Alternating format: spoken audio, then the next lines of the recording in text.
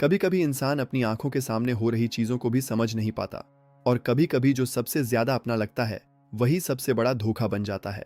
दुनिया में वफा और बेवफाई की जंग पुरानी है। यह कहानी है एक साधारण आदमी करम दीन की, जो अपनी 3 बेटियों के साथ एक खुशहाल जिंदगी जी रहा था।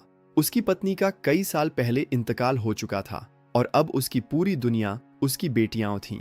उसकी तीनों बेटियां बहुत खूबसूरत थीं, लेकिन उनमें सबसे छोटी बेटी ज़ैनब थी, जो न सिर्फ खूबसूरत थी बल्कि बहुत समझदार और दूरंदेश भी थी। वह अक्सर खामोश रहकर चीज़ों को गहराई से देखती थी। करमदीन अपनी बेटियों से बेहद मोहब्बत करता था। उसने कभी उन्हें माँ की कमी महसूस नहीं होने दी। वह उनकी हर छोटी बड़ी ज़रूरत पूरी करता था। समय बीतता गया और बेटियां बड़ी हो गईं। अब वे अपने पिता का ख्याल रखने लगीं। लेकिन गांव के इस सुकून को किसी की नजर लगने वाली थी। उसी गांव में एक विधवा औरत रहती थी, जिसकी अपनी एक बेटी थी।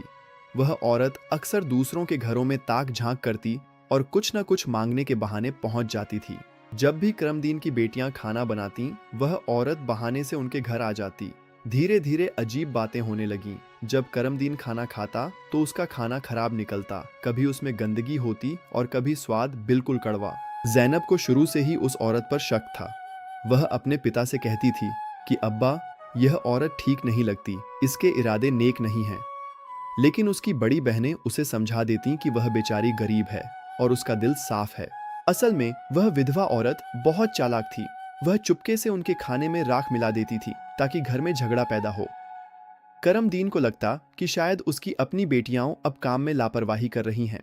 एक दिन करमदीन ने फैसला किया कि वह खुद सच देखेगा। वह छुपकर अपनी बेटियों को देखने लगा।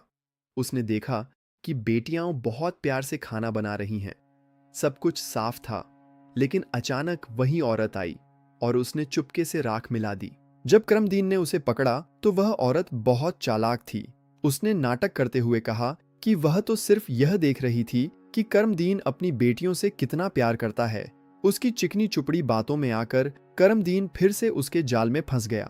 धीरे धीरे उस औरत ने अपना प्रभाव इतना बढ़ा लिया कि करमदीन ने अपनी बेटियों की मर्जी के खिलाफ उससे शादी कर ली। यह उसके जीवन का सबसे बड़ा और खतरनाक फैसला साबित होने वाला था। शादी के बाद सब कुछ बदल गया। वह औरत अब घर की मालकिन बन गई थी और उसकी असली सच्चाई सामने आने लगी। वह करमदीन की बेटियों से नफरत करने लगी और चाहती थी कि वे किसी तरह हमेशा के लिए घर से निकल जाएं। उसने उन्हें दिन रात काम में लगा दिया, ठीक से खाना नहीं दिया और धीरे धीरे उनकी जिंदगी एक बोझ बना दी। करमदीन अपनी नई पत्नी के प्रभाव में इतना अंधा हो चुका था कि उसे अपनी बेटियों का दुख नजर नहीं आता था। एक दिन ज़ैनब ने अपनी बहनों से कहा कि चलो बाहर चलते हैं, थोड़ा मन हल्का कर लेते हैं। तीनों बहनें जंगल की तरफ निकल गईं और एक विशाल पेड़ के नीचे बैठकर अपनी माँ को याद करके रोने लगीं। तभी वहां एक बुजुर्ग आदमी आया जो बहुत नेक और अल्लाह वाला इंसान था। उसने उनकी बेबसी देखी और पूछा कि वे क्यों रो रही हैं। ज़ैनब ने अपनी पूरी दास्तान सुना दी। वह बुजुर्ग बहुत दुखी हुआ। वह बुजुर्ग उन्हें एक खास जगह ले गया जहां एक जादुई अनार का पेड़ था। उसने उन्हें अनार खाने को दिए। वे अनार इतने मीठे और रसीले थे कि लड़कियों को अपनी सारी थकान और भूख भूल गई। लेकिन उनकी सौतेली माँ को यह सुकून सहन नहीं हुआ। उसने अपनी बेटी को उनके पीछे भेजा था। जब उसकी बेटी ने देखा कि वे अनार खा रही हैं, तो उसने घर आकर अपनी माँ के कान भर दिए। सौतेली माँ ने बीमारी का बहाना बनाया और कहा कि अगर इस पेड़ की जड़ें नहीं निकाली गईं तो मैं मर जाऊंगी। मजबूर होकर करमदीन ने उस जादुई पेड़ को कटवा दिया। जब लड़कियां पहुंचीं तो वहां सिर्फ राख और उदासी थी।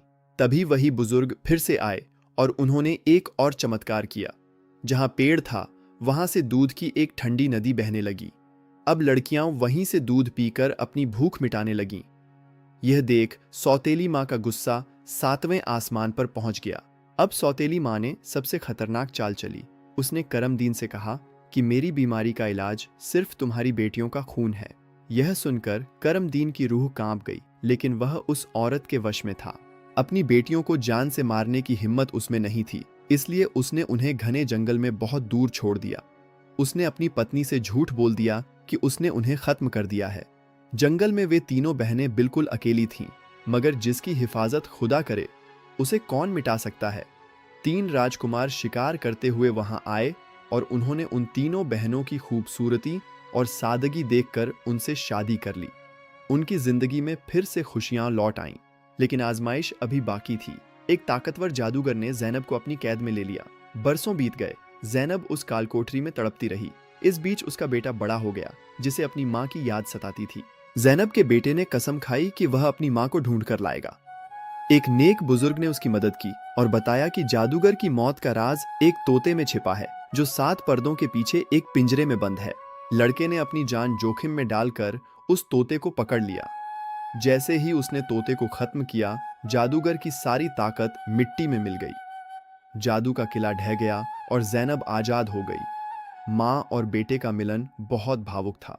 जैनब वापस लौटी। करमदीन को अपनी बेटियां वापस मिल गईं और सारा परिवार फिर से एक हो गया। करमदीन को अपनी गलती का एहसास हुआ कि उसने बाहरी खूबसूरती के पीछे अपनी असली दौलत, अपनी बेटियों को खो दिया था। सबने उस नेक बुजुर्ग का शुक्रिया अदा किया। इस कहानी ने सिखा दिया कि सच और सब्र की राह चाहे कितनी भी कठिन क्यों ना हो, मंजिल हमेशा जीत और सुकून की होती है।